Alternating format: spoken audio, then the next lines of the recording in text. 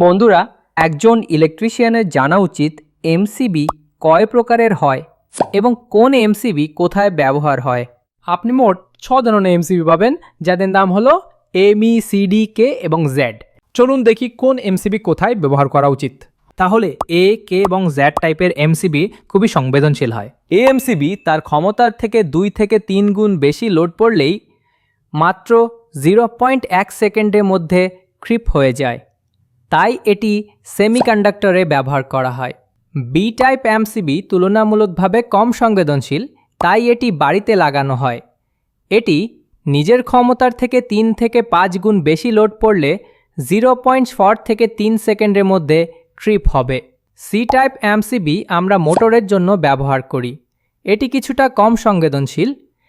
এর উপর নিজের ক্ষমতার থেকে 5 থেকে 10 গুণ বেশি লোড পড়লে এটি ট্রিপ করবে।